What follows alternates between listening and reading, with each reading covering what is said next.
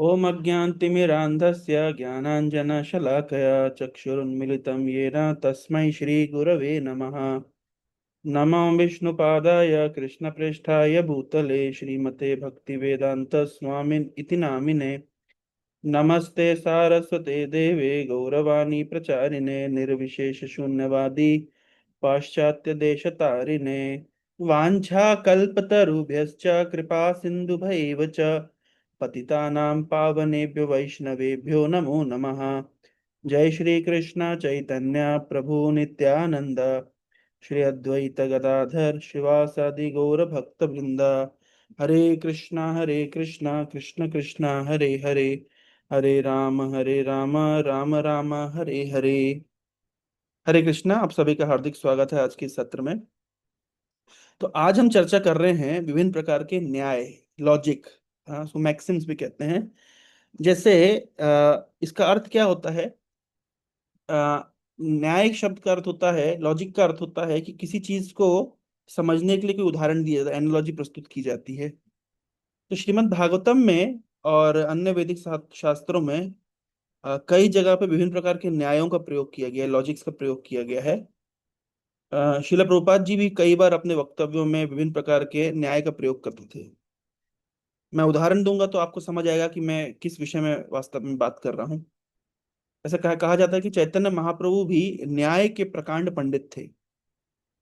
तो इसको उदाहरण के तौर पे आप समझ सकते हैं। मेरा स्क्रीन देखिए। तो जैसे न्याय, तो विभिन्न प्रकार के न्याय बताए गए हैं। जैसे उदाहरण के तौर पे बहुत प्रसिद्ध न्याय है जो प्रभुपाद जी बताते थे, कूप मंडूक न्याय, है ना, डॉक्टर फ्रॉग्स फिलोसफी। तो क्या है डॉक्टर फ्रॉग्स फिलोसफी?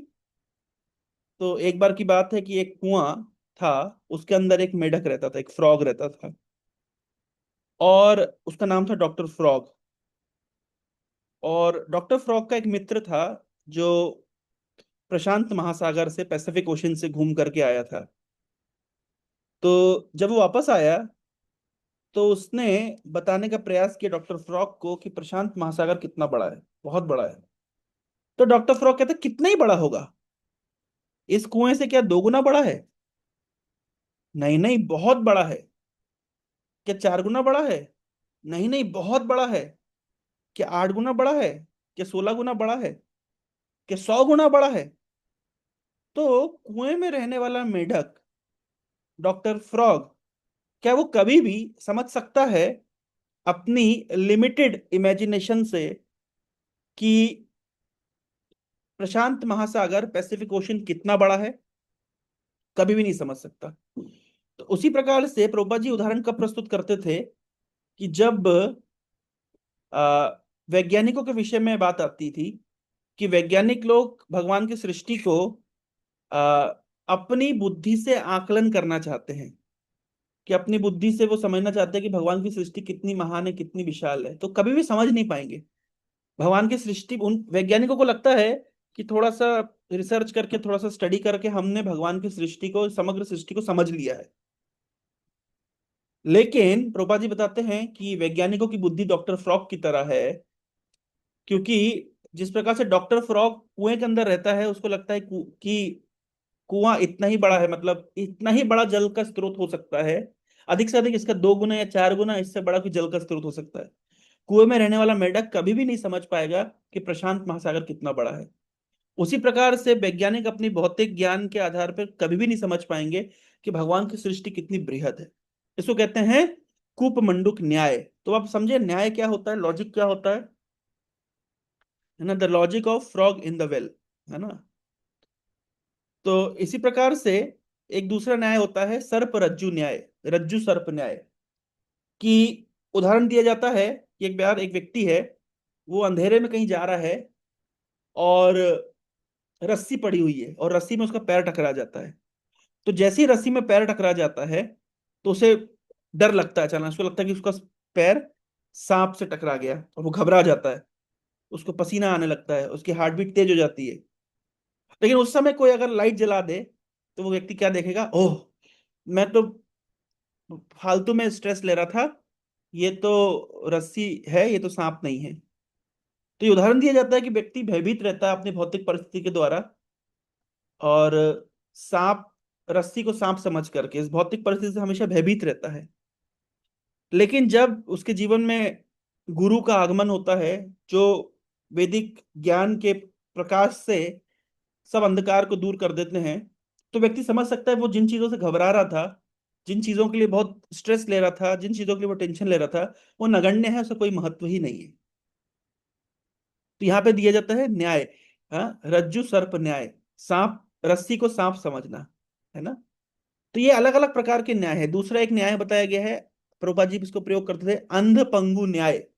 अंध पंगु न्याय मतलब कि the theory of the logic of blind man and lame man. Prabhupada ji बताते थे कि जो भारत है, भारतीय सभ्यता है, वो टेक्नोलॉजिकली लंगड़ी है, लेकिन उसके पास, क्योंकि वैदिक साहित्य है, उसके पास अध्यात्म है, तो उसके पास आंखें हैं चीजों को देखने के लिए, कॉन्सिक्वेंसेस को जानने के लिए, कि क्या करना उचित है, किस प्रकार से व्यक्ति वास्तविक रूप से सुखी हो सकता है।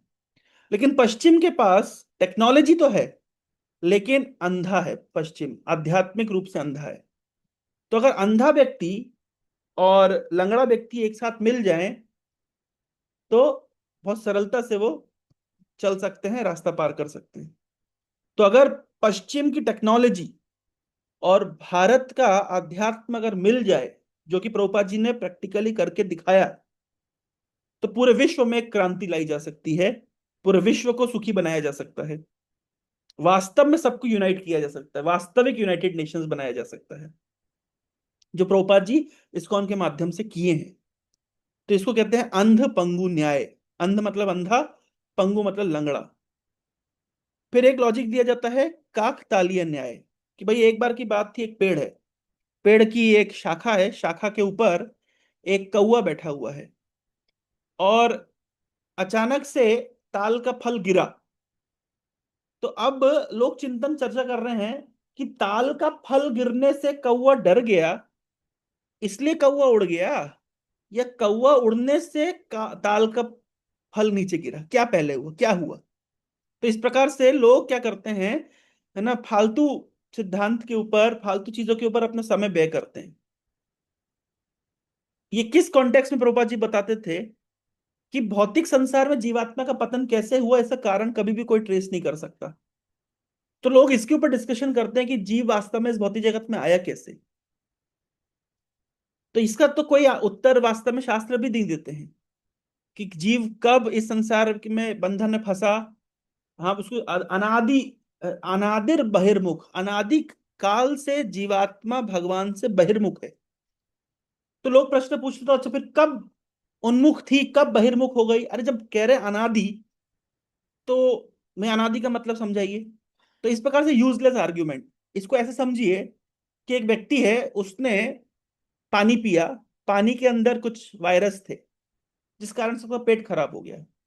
ये वायरस कहाँ से आया, क्योंकि जो पानी का स्रोत था, तालाब, उसके पास किसी ने मल त्याग किया, जिसको डायरिया था। तो डायरिया के वायरस पानी के अंदर आ गए, और पानी के अंदर आने के कारण वो पानी जब दूसरे व्यक्ति ने पिया तो उसको भी डायरिया हुआ। अब वो भी गया आ, मल त्याग करने के लिए, तो उसके कारण से पानी के अंदर फिर वायरस आ गया। अब वो पानी का वायरस, किसी ने वो पानी पिया तो उसके अंदर वायरस आ गया। तो प्रश्न उठता है कि भाई जो पहला व्यक्ति था उसको डायरिया कैसे हुआ। इसका क्या उत्तर देंगे आप। ये ऐसे ही प्रश्न उठता है ना, लोग कहते हैं अंडा पहले आया मुर्गी पहले आई। इस प्रश्न का कोई उत्तर नहीं है वास्तव में, अंडा पहले आया या मुर्गी पहले आई। तो इस प्रकार से लोग जो चर्चा करते हैं, चिंतन करते हैं कि भौतिक जगत में जीव का पतन कैसे हुआ, ये चिंतन का विषय नहीं होना चाहिए। चिंतन का विषय होना चाहिए कि जीवात्मा का उद्धार कैसे होगा भौतिक जगत में। कुछ साल पहले एक बच्चा बोरवेल के अंदर गिर गया था, फंस गया जा करके। तो उस समय चिंता का विषय ये नहीं, चिंतन का विषय ये नहीं था कि वो गिरा कैसे, चिंतन का विषय ये था कि निकालना कैसे है। तो हम इस संसार में, भौतिक संसार में कैसे गिरे, ये महत्वपूर्ण नहीं है। महत्वपूर्ण है कि हमें कैसे निकलना है। लेकिन जो लोग केवल इस विषय में चिंतन चर्चा करते हैं कि जीवात्मा कब भगवान से बहिर्मुख हुई, उनको कहा जाता है काकतालीय न्याय। भाई कौवा पहले उड़ा या ताल का फल पहले नीचे गिरा। इसी प्रकार से एक उदाहरण दिया जाता है शाखा शाखा चंद्र न्याय, कि पेड़ की शाखा है, उससे ऐसा प्रतीत होता है कि चंद्रमा निकल करके सामने आ रहा है। ये किस कॉन्टेक्स्ट में यूज होता है? भगवान जब कहते हैं गीता में, अवजानन्ति माम मूढ़ा मानुषिम तनुमाश्रितम परम भावम अवजानन्तो मम भूत महेश्वरम, कि भगवान तो मनुष्य के समान, मनुष्य के जैसे लीला विलास करते हैं। तो मनुष्य की तरह जब भगवान लीला करते हैं, तो ऐसा प्रतीत होता है कि भगवान मनुष्य हैं। हाँ, जैसे शाखा से चंद्रमा बाहर आ रहा है, तो ऐसा प्रतीत होता है कि उस शाखा से चंद्रमा आ रहा है। लेकिन क्या शाखा से चंद्रमा आता है? क्या शाखा चंद्रमा का स्रोत है? नहीं। तो ऐसा प्रतीत होता है कि भगवान मनुष्य के समान लीला कर रहे हैं, लेकिन भगवान मनुष्य नहीं है। तो इसको कहते हैं शाखा चंद्र न्याय, है ना।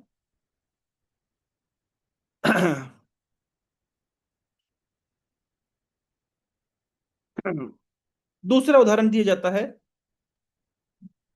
तंडुल वृश्चिक न्याय, कि चावल है, चावल से बिच्छू पैदा हो गया। अब चावल से बिच्छू पैदा नहीं होता, चावल के अंदर निश्चित रूप से बिच्छू के अंडे होंगे, लेकिन वो अंडे दिखाई नहीं देते। तो मूर्ख व्यक्ति क्या समझेगा कि चावल से बिच्छू पैदा हुआ है। आपको अगर पता हो, तो ओरिजिन ऑफ लाइफ की जो थ्योरी होती है, बायोलॉजी में पढ़ाई जाती है, बोले पहले के लोग ऐसे ही मानते थे कि अलग अलग जो जीव है वो अलग अलग, जैसे बिच्छू चावल से पैदा होता है। नहीं, बिच्छू चावल से पैदा नहीं होता, गाँव में भी लोग ऐसा कहते हैं कभी कभी। बिच्छू चावल से पैदा नहीं होता, चावल के अंदर बिच्छू के अंडे होते हैं, उससे बिच्छू पैदा होता है। और कभी कहाँ पे कोई किसी बिच्छू ने अंडे दिए होंगे, किसी कारण से वो अंडे चावल के बोरे के अंदर आ गए, लेकिन ऐसा प्रतीत होता है कि चावल से बिच्छू निकला है। उसी प्रकार से मूर्ख लोग समझते हैं कि केवल ये शरीर के भूमि अग्नि जल वायु आकाश, ये जो शरीर पंच महाभूत का बना हुआ शरीर है, वो जो भौतिक पदार्थों का बना हुआ शरीर है, या hydrogen helium lithium beryllium boron carbon nitrogen oxygen fluorine neon विभिन्न प्रकार के जो केमिकल्स है, उनके बना हुआ एक शरीर है, उसके परम्यूटेशन कॉम्बिनेशन से जीवन आ जाता है। नहीं, जीवन आत्मा की उपस्थिति से आता है। जैसे चावल से बिच्छू नहीं आता है, चावल के अंदर बिच्छू का अंडा होता है इसलिए बिच्छू आता पैदा होता है। उसी प्रकार से शरीर में चेतना शारीरिक गतिविधियों से, शरीर के अंदर चेतना रासायनिक गतिविधियों से नहीं आती है, शरीर के अंदर चेतना आत्मा की उपस्थिति से आती है। लेकिन मूर्ख वैज्ञानिक क्या कहते हैं, मूर्ख सो कॉल्ड साइंस के स्टूडेंट क्या कहते हैं कि केमिकल्स के परमुटेशन कॉम्बिनेशन, अचानक से इस प्रकार कुछ केमिकल रिएक्शन हुआ, कुछ घटन उद्घटन हुआ, कुछ बिजली कड़की, अचानक से जीवन उत्पन्न हो गया, रसायनों से जीवन उत्पन्न हो गया, जैसे चावल से बिच्छू पैदा हो गया। इसको कहते हैं तंडुल वृश्चिक न्याय, है ना। एक बड़ा ही मजेदार न्याय है ना, गडुरिका प्रवाह न्याय। आपने देखा होगा कि जब अ, भेड़ चाल जिसको कहते हैं, एक भेड़ अगर गड्ढे में कूदती तो उसके पीछे पीछे सारे भेड़ गड्ढे में कूद जाती है। तो लोग जो अंधा जथा अंधे रोकनीय मानस, लोग अंधे लीडर को फॉलो करते हैं अंधापन के साथ, ब्लाइंड फॉलोइंग जिसको कहते हैं, उसको कहते हैं, है ना, भेड़ चाल या गडोरी का प्रवाह न्याय। तो ये विभिन्न प्रकार के न्याय है किसी बात को समझाने का। अजग अलस स्तन न्याय, कि आप देखिए कि जैसे बकरे के गले में आप देखिए तो ऐसा स्तन जैसा दिखाई देता है, पर उससे दूध नहीं आता। अगर कोई उसको खींचे भी तो उससे दूध नहीं निकलेगा। अजय गलत स्तन न्याय। उसी प्रकार से कोई व्यक्ति भौतिक जगत से सुख प्राप्त करना चाहे तो कभी भी उसको सुख प्राप्त नहीं होगा, क्योंकि भौतिक जगत में सुख है ही नहीं। सुख तो वास्तविक आनंद तो व्यक्ति को भगवान के चरणों से प्राप्त होगा। लेकिन अगर कोई व्यक्ति केवल भौतिक परम्यूटेशन कॉम्बिनेशन से, केवल भौतिक परिस्थितियों को ठीक करने से सोचे कि मैं आनंदित हो जाऊंगा, सुखी हो जाऊंगा, तो वो वैसा ही मूर्ख व्यक्ति है कि जो बकरे के गले को पे लगे हुए बकरे के गले पे लगे हुए स्तन को खींच करके स्तन जैसा जो उसका अ, ग्रंथि बनी है, उसको खींच के सोचे कि दूध निकल आएगा। दूसरा उदाहरण भी दिया जाता है कि भौतिक संसार के जैसे जीवन की उत्पत्ति रसायनों से हुई है। तो क्योंकि ऐसा प्रतीत होता है, तो ऐसा प्रतीत होता है कि बकरे के गले पे स्तन है तो वहां से दूध निकला, ऐसा प्रतीत होता है ना। तो इसको कहते हैं अज गल स्तन न्याय। और बड़ा ही प्रसिद्ध न्याय है अर्ध कुकुटी न्याय। अर्ध कुकुटी न्याय मतलब हाफ एन लॉजिक, कि भाई जो जो मुर्गी होती है उसके चोंच में दाना डालना पड़ता है, बड़ा मेहनत पड़ती है, बड़ी महंगा पड़ता है, लेकिन उसके पीछे से अंडा निकलता है। तो एक एक बुद्धिमान व्यक्ति ने विचार किया, क्यों ना मैं आगे के हिस्से को काट दूं और केवल पीछे का हिस्सा रखूं, क्योंकि आगे के हिस्से में तो इन्वेस्टमेंट करना पड़ता है, डालना पड़ता है, दाना डालना पड़ता है, लेकिन पीछे से तो अंडा निकलता है। तो क्यों ना मैं आगे के हिस्से को रखूं और पीछे के हिस्से को रखूं और आगे के हिस्से को काट के फेंक दूं। अगर ऐसे काटेगा तो क्या होगा, मुर्गी मर जाएगी, अंडा नहीं देगी। तो उसी प्रकार से लोग सोचते हैं कि हम शास्त्र की कुछ बात को स्वीकार करेंगे जो हमें अच्छी लगती है, और शास्त्र की वो बात जो हमें अच्छी नहीं लगती उसको हम त्याग देंगे।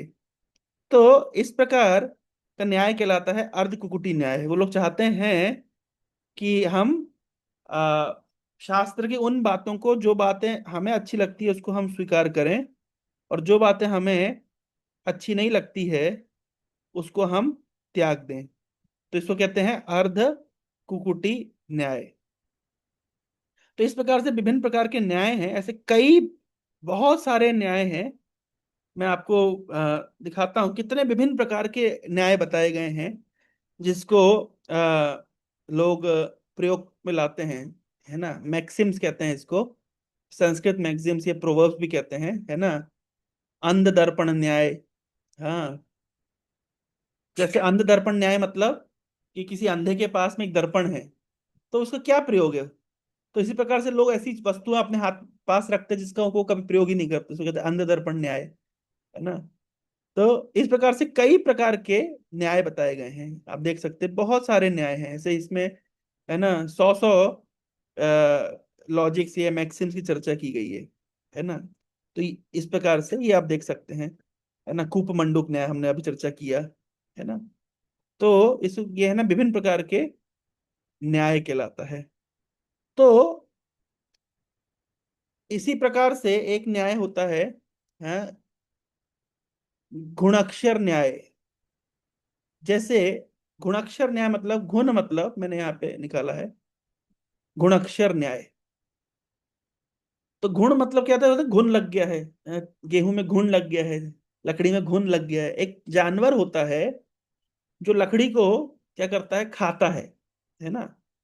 लकड़ी को खाता है, दीमक जैसा होता है।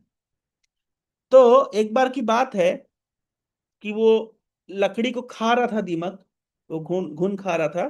तो ऐसे खाता है कि ऐसा प्रतीत होता है कि उसने कुछ अक्षर बना दिया, अ बना दिया, क बना दिया। अब घुन को कोई ज्ञान नहीं है ना। घुन तो कोई, उसको कोई नॉलेज नहीं, कोई पढ़ा लिखा नहीं है, पर ऐसा खाता है लकड़ी को कि ऐसा प्रतीत होता है कि वहां पे कोई अक्षर लिखा हुआ है।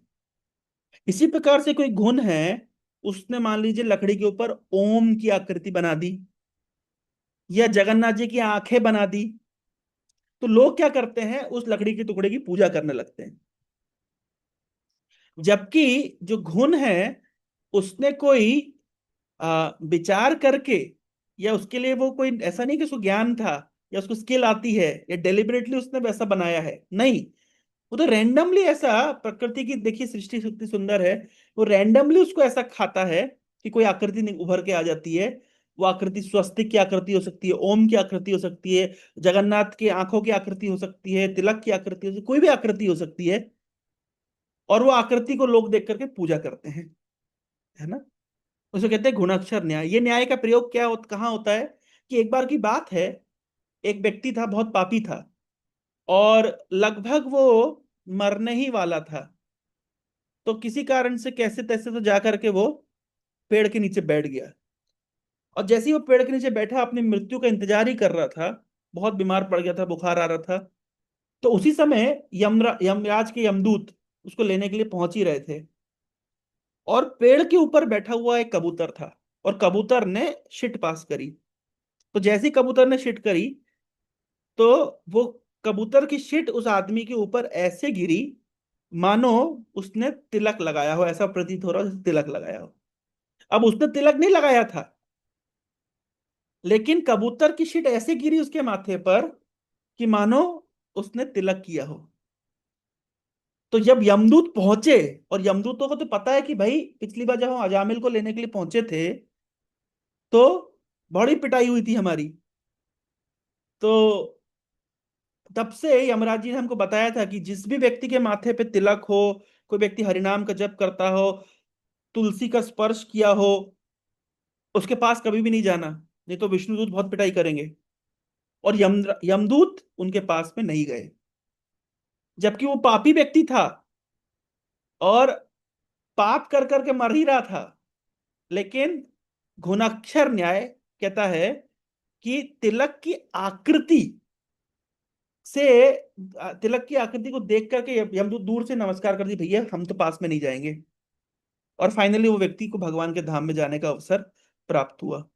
तो जिस तिलक की आकृति मात्र से, हाँ, व्यक्ति का इतना सौभाग्य हो गया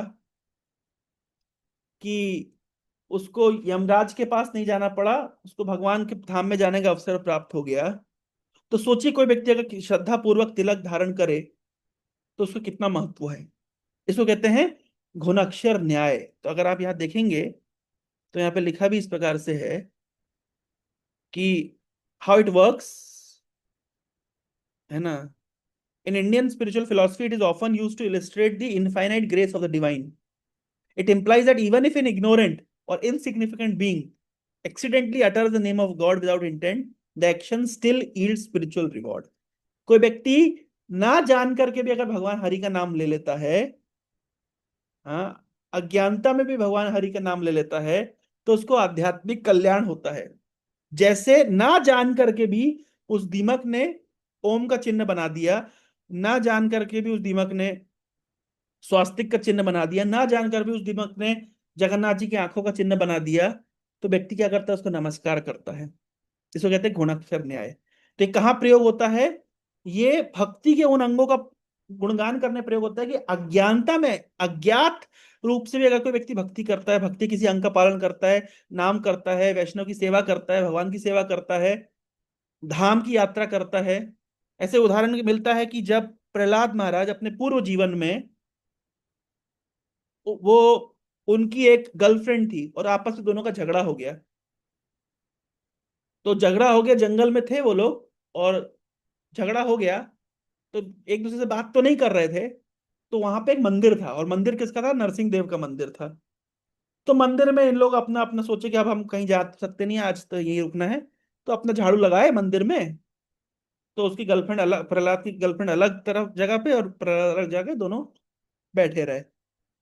तो क्योंकि उन्होंने मंदिर का मार्जन किया, और उस दिन क्योंकि एक दूसरे से इतना नाराज हो गए थे, झगड़ा कर लिए थे, तो एक दूसरे से बात भी नहीं करी, और भोजन भी नहीं किया उस दिन, कुछ खाया भी नहीं। तो क्योंकि नरसिंह चतुर्दशी थी और भोजन नहीं किया, तो अनजाने में उनका नरसिंह चतुर्दशी का फास्टिंग हो गया। ये नरसिंह पुराण में वर्णन मिलता है।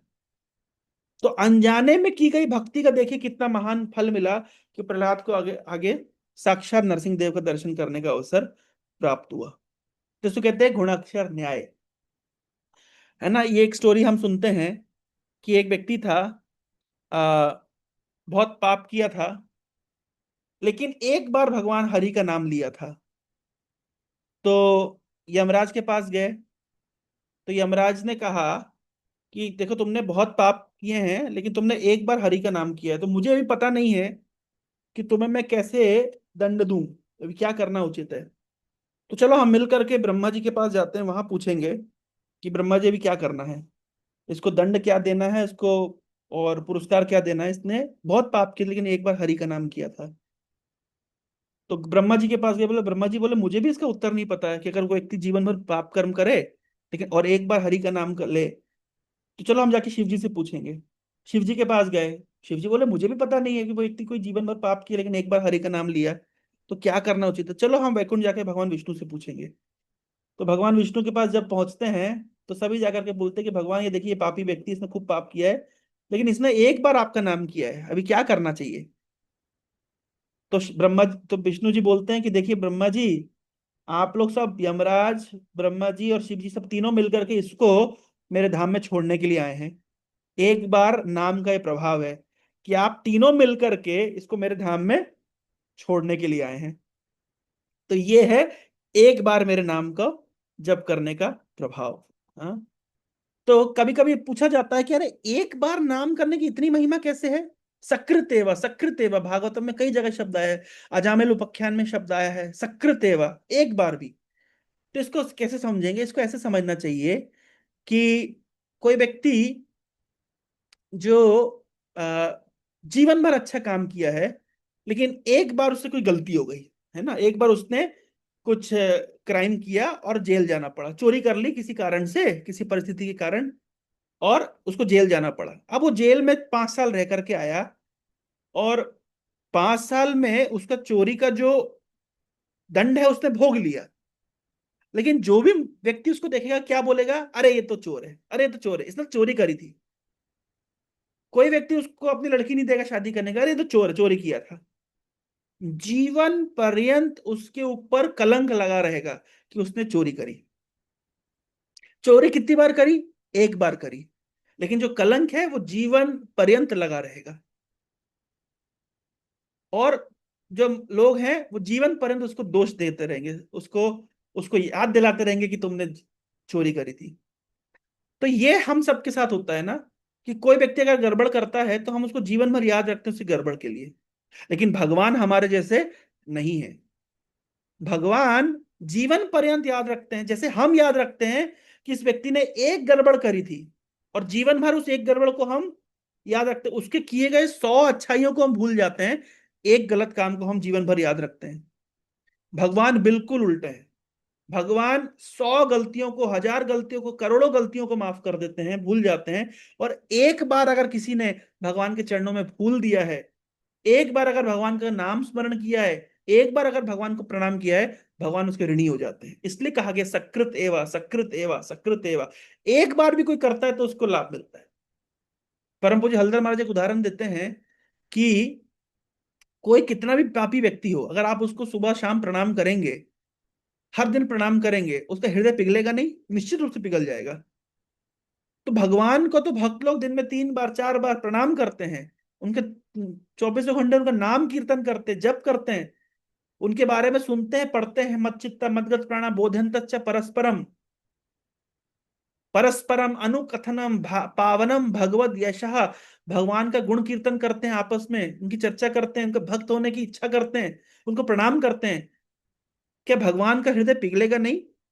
क्या भगवान का हृदय क्या इतना कठोर है? क्या भगवान का हृदय पत्थर के सा बना है? जब एक एक बड़े से बड़ा गैंगस्टर हो, बड़े से बड़ा डॉन हो, उसका हृदय भी पिघल जाता है अगर उसको कोई सुबह शाम हर दिन प्रणाम करे, तो क्या भगवान का हृदय पिघलेगा नहीं? सोचने की बात है। तो इसलिए हमें पूरा भरोसा रखना चाहिए कि थोड़ी सी भक्ति भी महानतम भय से रक्षा कर सकती है। एक और न्याय बताया गया है जो कहते हैं किमुत न्याय। ये बड़ा मजेदार न्याय है ना।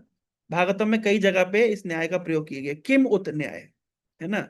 किमुत न्याय मतलब, है ना, जैसे मान लीजिए कोई व्यक्ति है, अगर वो 50 किलो वजन उठा सकता है, तो मैं पूछूंगा क्या वो 10 किलो उठा सकता है? तो आप क्या बोलेंगे? अरे जो 50 किलो उठा सकता, 10 किलो में है ही क्या? वॉट टू स्पीक ऑफ, हाँ, what to speak of 10 kg, if he can lift 50 kg, if a strong person can lift 50 kg, किम होता, what to say of 10 kg, है ना।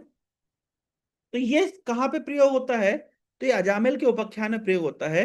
म्रियमाणो हरिर्नाम गृणन पुत्रोपचारितम, अजामिलो अपि अगद्धाम किमुता श्रद्धया गृणन।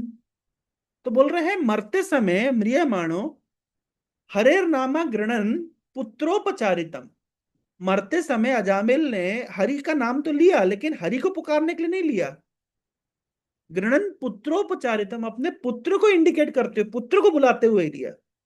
हम सभी जानते हैं अजामिल की कथा। अजामिल एक बहुत अच्छा व्यक्ति था, एक सज्जन व्यक्ति था, उच्च ब्राह्मण कुल में उसका जन्म हुआ था, अच्छे संस्कार मिले थे, लेकिन किसी कारण से, बुरी संगति के कारण, उसका हृदय एक वैश्य के प्रति आसक्त हो गया, और उसने अपनी पतिव्रता नारी को त्याग करके, पतिव्रता पत्नी को त्याग करके एक वैश्य को घर में ले आया, और पूरा जीवन इंद्र तृप्ति में बिता दिया। उस वैश्य की उदर की पुष्टि करने के लिए, उसके ख्याल रखने के लिए पाप कर्म करता था, मार पिटाई शुरू करी, मारना काटना शुरू किया, और इस प्रकार से पाप कर्म कर करके अपना जीवन निर्वाहन करने लगा। और वैश्य के साथ में बहुत रूप से इंद्र तृप्ति करने लगा। इतना इंद्र तृप्ति करता था, इतना उसका सेक्सुअल एजिटेशन था, कि 90 साल की उम्र का अजामिल भी उसका एक 2-3 साल का एक छोटा बच्चा था। तो इसका मतलब है कि जीवन के अंतिम छोर तक भी वो इंद्र तृप्ति करता रहा और संतान उत्पन्न करता रहा। लेकिन साधुओं की ऐसी कृपा हुई कभी उसके ऊपर कि अजामिल की उपस्थिति अनुपस्थिति में कोई साधु लोग आए थे, ऐसा वर्णन मिलता है अन्य किसी शास्त्र में। तो उन्होंने विचार किया कि ये अजामिल इतना पापी हो गया है, इसका उद्धार कैसे हो। तो उन्होंने उसकी पत्नी जो कि एक वैश्य थी उसको कहा कि ठीक है, आप बस इतना करिएगा, आपकी जब संतान होने वाली है, जो उस समय उसकी पत्नी गर्भवती थी, आप उसका नाम नारायण रख दीजिएगा बस। तो पत्नी ने अजामिल को बताया कि ऐसे कुछ साधु लोग आए थे और मुझे ऐसा उपदेश देके गए कि हमारी जब संतान होने वाली है उसका नाम हम नारायण रख दें। अजामिल ने कहा ठीक है, रख देते, क्या दिक्कत है। तो अजामिल अपने सबसे छोटे पुत्र, स्वाभाविक रूप से छोटे बच्चे के प्रति ज्यादा आकर्षण होता है, बच्चा छोटा छोटा बच्चा तोतली बोली में बोलता है, तो अजामिल उसके साथ बैठता था, उठता था, खाता था, खिलाता था। तो बहुत आसक्त हो गया। और जिस व्यक्ति से हमारी आसक्ति होती है, मृत्यु के समय हम उसी को पुकार लगाते हैं। तो अजामिल मरने के समय उस जब उसका मृत्यु का समय निकट आया, तो यमदूत वहां पे पहुंच गए, और यमदूत भयंकर दिखाई देते हैं। और जब यमदूत पहुंच गए तो अजामिल घबरा गया, भयभीत हो गया, और किसको पुकारा? अपने सबसे छोटे पुत्र को, जिसका नाम क्या रखा था? नारायण, नारायण, नारायण। तो बोल रहे हैं मरते समय गृहण पुत्रोपचार्य अपने पुत्र को बुलाया, लेकिन पुत्र का नाम क्या था? नारायण। नारायण को नहीं बुलाया। लेकिन क्योंकि मरते समय अजामिल ने हरि का नाम उच्चारण किया, विष्णुदूत प्रकट हो गए। और विष्णुदूत यमदूतों को डांटते हैं, तुम कैसे इसको ले जा सकते हो? हाँ, यमदूत कह रहे हैं कि भाई हमारे लिस्ट में लिखा हुआ है कि अजामिल पापी व्यक्ति है, इसने बहुत पाप किए हैं। विष्णुदूत कह रहे हैं हमारे लिस्ट में तो लिखा है ये बिल्कुल पवित्र है। विष्णुदूत कह रहे हैं तुम सच में ही यमराज के चेले हो, यमराज तो धर्म का सब कुछ जानते हैं, वेद की शिक्षाओं को जानते हैं, भगवान के महत्व भक्ति को जानते हैं, तुम कैसे कह रहे हो कि ये व्यक्ति पापी है? अरे हरि का नाम लेकर के व्यक्ति कैसे पापी रह सकता है? चलो भगो यहां से। भगा दिया विष्णुदूतों ने, यमदूतों को भगा दिया। और अजामिल को आगे कुछ समय मिला अपनी भक्ति का प्रिपरेशन करने के लिए, और फाइनली भगवान के धाम में लेके गए। तो बोल रहे हैं मरते समय म्रियमाणो हरे नामा गृणन पुत्रोपचार। मरते समय, एक बात तो है कि मरते समय, दूसरा पुत्र को बुलाने के लिए गृणन, पुत्र को बुला रहे थे, पुत्रोपचारिता, पुत्र को आवाज लगा रहे थे, लेकिन नाम किसका लिया? नारायण, इनडायरेक्टली। तो ऐसी स्थिति में भी अजामिल भगवान के धाम आ गया।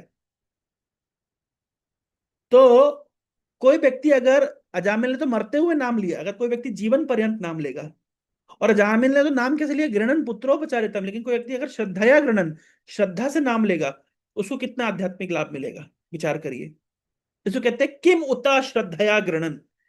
फिर कहना ही क्या कि जो व्यक्ति मरते समय कोई श्रद्धा नहीं थी, पुत्र को बुलाने के लिए हरि का नाम ले लिया, गलती से हरि का नाम लिया, उसको भगवान के धाम में आने का अवसर मिला।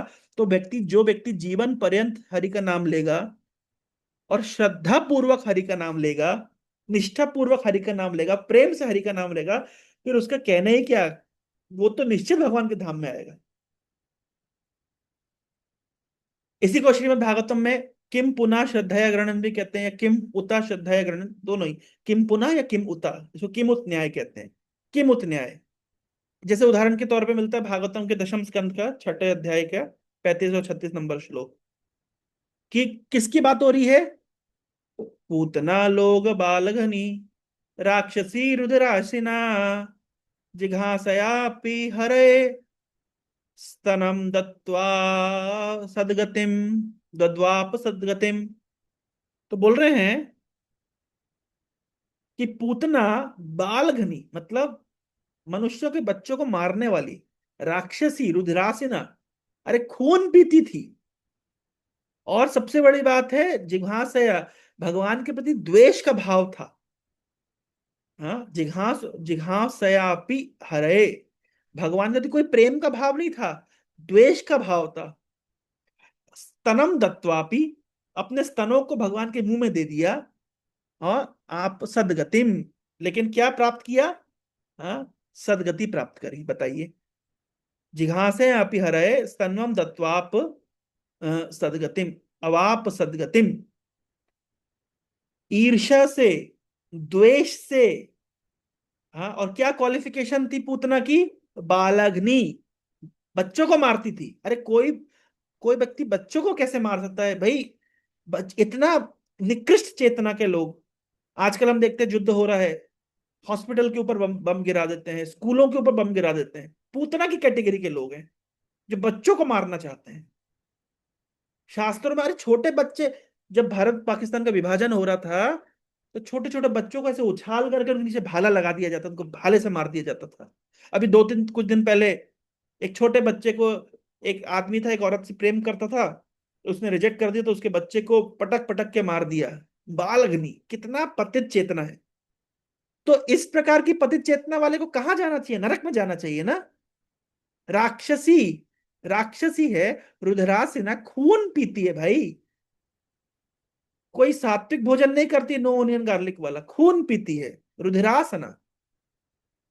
और हरि के अपनी द्वेष की भावना है, लेकिन क्योंकि स्तन को आप हरि के मुंह में दे दिया, स्तनम दत्वा अब आप सदगति, और सदगति को प्राप्त कर लिया। बताइए, क्या भगवान की कृपा है? लेभे गतिन धात्री उचितम तत्व अन्यम, कंबा दयालुम शरणम ब्रजे। क्या भगवान की दया है कि पूतना जो भगवान को मारने के लिए आई थी, कालकुट विष लगा करके अपने स्तनों पे, और भगवान को उसने मारने के उद्देश्य से अपना स्तन उनके मुंह में दिया ताकि भगवान दूध पिए और साथ में जहर उनके अंदर जाके उनकी मृत्यु हो जाए।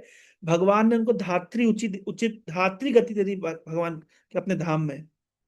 हाँ, सदगति में दे दी, नर्स की पोजीशन पे भेज दिया भगवान ने। तो अब बताइए, कोई व्यक्ति किम पुनः या किम उता श्रद्धया भक्त्या कृष्णाय परमात्मने, अगर ये तो भैया द्वेष की भावना से, और इसका लाइफस्टाइल कैसा था? खून पीती थी, बच्चे मारती थी। हम तो खून नहीं पीते, हम तो बच्चे नहीं मारते।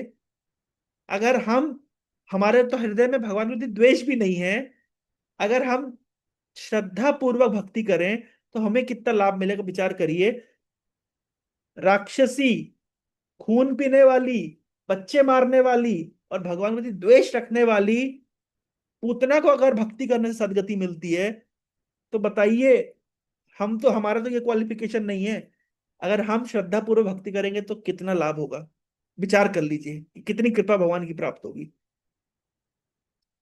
तो कभी कभी लोग मन में प्रश्न करते हैं कि अजय, अजामिल तो मरते समय भगवान का नाम चिंतन किया, हम भी मरते समय नाम ले लेंगे, ऐसा क्या है?